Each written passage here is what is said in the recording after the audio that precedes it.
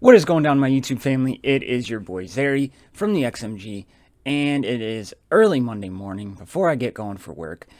And watched football yesterday, put in some favorite blocks this weekend, revamped myself, and I am ready to go. So if you're just finding me for the first time and you're liking what you're seeing, click that subscribe button, like the video, share them with your guildmates, all that good stuff that goes along with it. And for all my XMG family members and for the new family members out there, thank you so much for your support. It is just overwhelming. What we're going to do today is we're going to do the top 10 characters in Dragon Champions, my opinion, for the month of September 2020. So we're going to see who fell off. Did the top 3 change? We have the addition of Garrett. So let's jump into that. Let's get things started with number 10.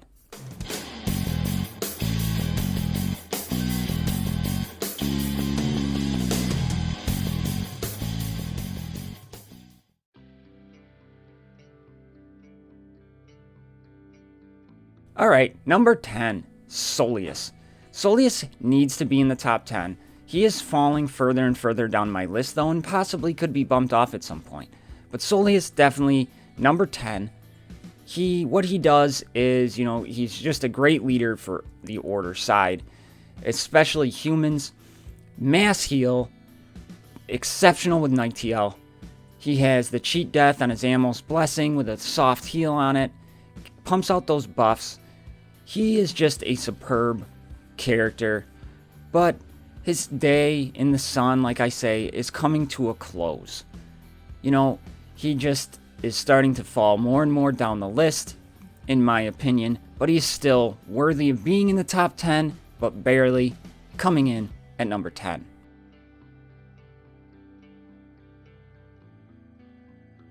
Number 9 for me, Renara. Renara, pride healer, but she is so useful outside of the pride. That is what makes her exceptional. She has the only resurrection in the game. She has a mass heal, then she puts on regenerates, increasing the survivability of your team. She can easily be brought above 200 speed. Just a really, really good character. Damage, not so much, but it's a healer. But the fact that she resurrects, the fact that she has a mass heal on top of the regenerations, she does have plug-and-play viability, makes her number 9. There could be a really good debate here between Soleus and Renara as what healer you would take in if you could only choose one.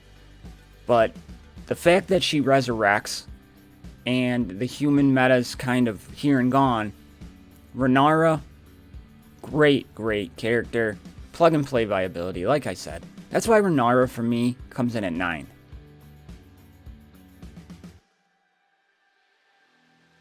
Number 8, Dr. Frank. Dr. Frank, I was torn. Where do I put Dr. Frank? He definitely deserves to be in the top 10. But you talk about the Goblin faction, and the MVP of that is obviously you have General Murdoch's lead. But Dr. Frank is really the plug that gets that thing going, because goblins are squishy. He brings in that overcharge with the shield regeneration. He can stack up that shield. Plus, when somebody is dazed, he calls in 2 more people to assist. Now, you could say that Instructor Goram might be more important to the goblin team, but Dr. Frank really is the one. I would fear a goblin team with Dr. Frank and Instructor Goram, Adam, plug and play your 5th with a General Murdoch lead way more than I would without a goblin team without General Murdoch.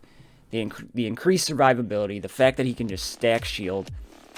Dr. Frank is vital to that team, and he just comes in at number 8. He's just a really good character, pretty speedy. If you go that way, you stack his crit chance. He dazes, he puts the shock on, constantly going.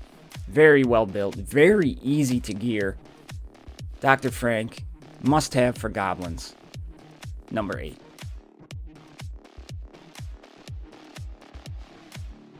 Number 7, Tromgar. Tromgar for me is the second best tank in the game. But he does a lot more than just be a defender and soak up damage. He puts on the counter a chance. He stuns when he counters, so you need a little bit of potency on him. Health and shield combination are just absolutely through the roof. He is one of the best characters in the game. Coming in at number 7, he does so much. He can be plug and played really with any faction if you really want to. If you don't have little baddie, put him on your human team. Put him in with your demons. So, you know, he can do so much to help you out. You get him early. He's the only early game orc that I would say take to gear 11 if you don't have anything else to do, of course. But he is just exceptional, just a great defender, so well built, dispels on himself, taunting mechanism on the first turn. He's just absolutely phenomenal in this game. Coming in at number 7, Tromgar.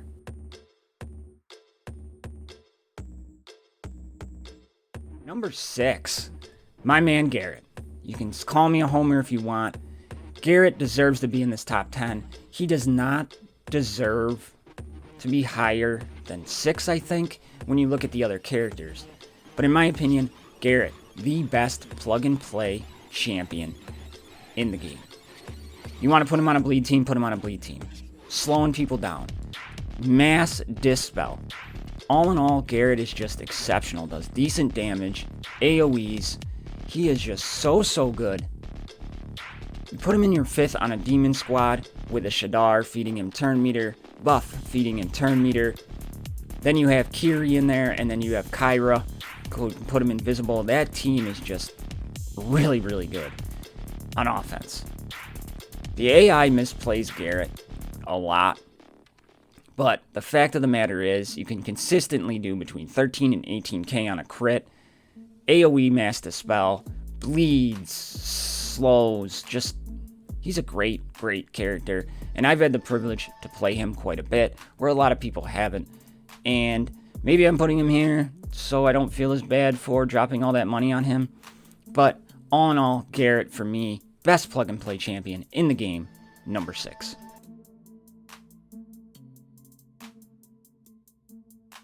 Number 5, Kiri. Kiri, to me, hands down, the best defender in the game. Health, shield combination makes her unbelievable. Once you learn how to play her, unbelievable. The AI actually doesn't do a bad job in playing her either, because her taunt goes up and down. She is just phenomenal, takes that demon team to another level. Now, she doesn't have the plug-and-play viability of a Tromgar, but she can be used. There's no question about it. She has a mini AoE, constantly taunting, puts on some pretty good debuffs here. She has the chance to put heal block on, then she can put the bleed on if they have heal block. Her AoE does pretty solid damage for a defender. So, all in all, Kiri, the best defender in the game. I love her. You know, this is my account. I only have her 5-star. Still top 50 in my arena. Just exceptional character. Sucks to gear, but great character. Making her number 5.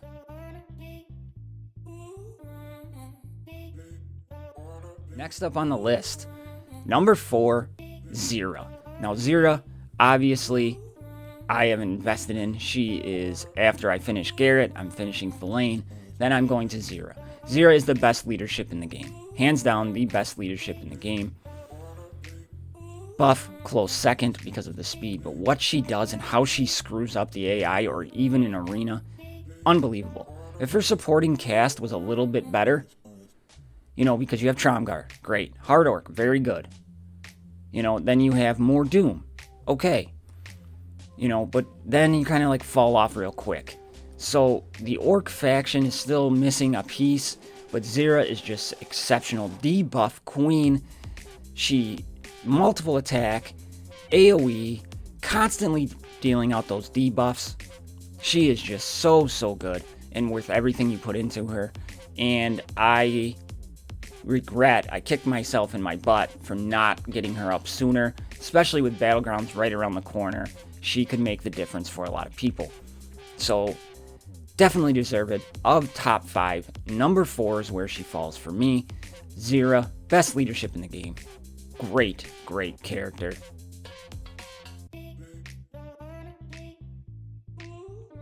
Number 3, Mor'Doom. And you know what? Again, the top 3 characters in this game can go in any order, and I would not knock you or say you are wrong in any stretch of the imagination. But Mor'Doom did receive a little bit of a nerf with the imps. The demon synergy has gone down, but he is just exceptional. He nullifies any tank in the game. Dispels on his basic. Fantastic champion. Just fantastic. Dropping his imps all over the place. He has his scythe move where he puts all sorts of debuffs, including ability block. You know, he just makes fighting any sort of heavy reliant on taunting. He nullifies it. He can just gone. So, and it's on his basic, which is even better. So if you put him with a buff and he gets the counter chance and they AoE, oh, it's awesome. He is just exceptional character. You know, he is worth gearing. He is unbelievable. Now, again, he kind of fits better with demons than he does with orcs, but if you put him in a Zera-led team with all of those debuffs, you're not going to regret it. Mor'Doom for me, still number 3.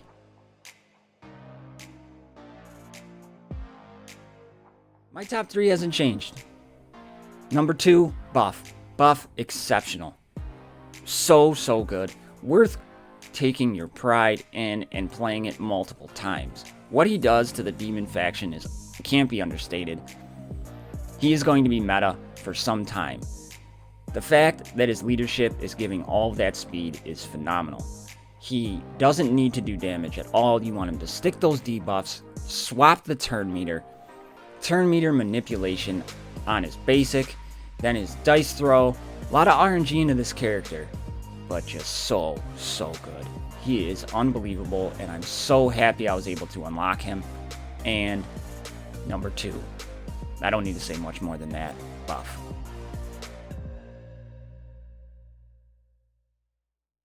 Still number 1 for me, Thelaine. Thelaine is just exceptional.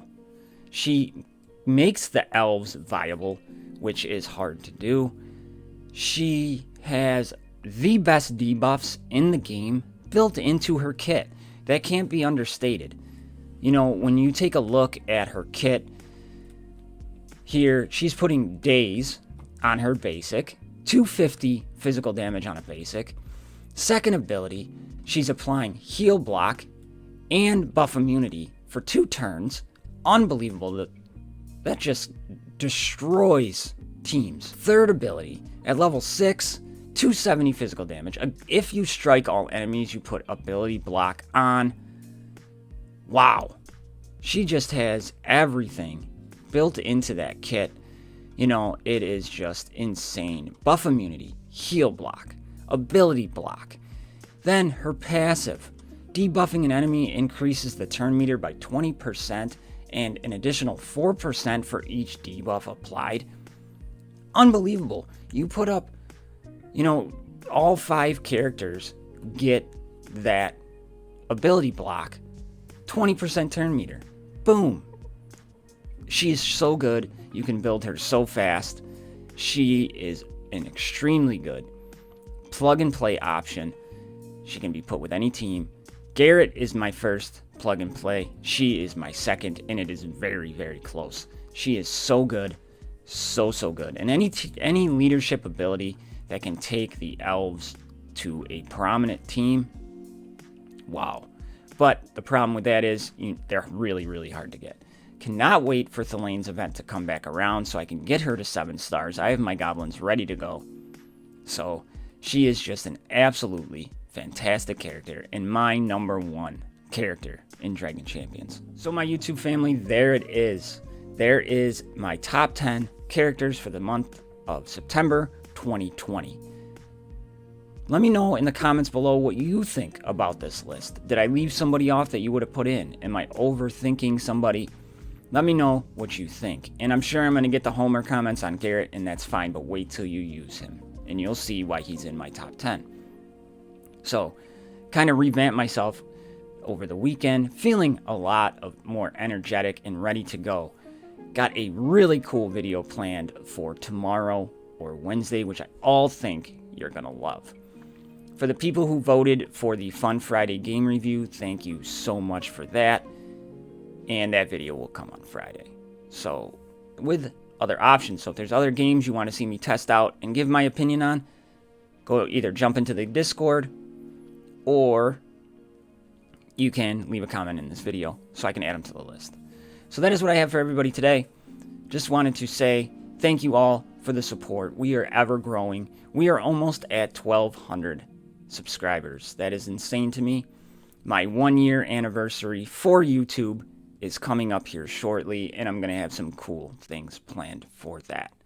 So, if you're just finding me for the first time and you want to be part of that XMG family, click that subscribe button, like videos. Liking videos helps my channel out more than you will ever know. That is what I got for everybody today. I love y'all. I'll see you in the next one. I'm out.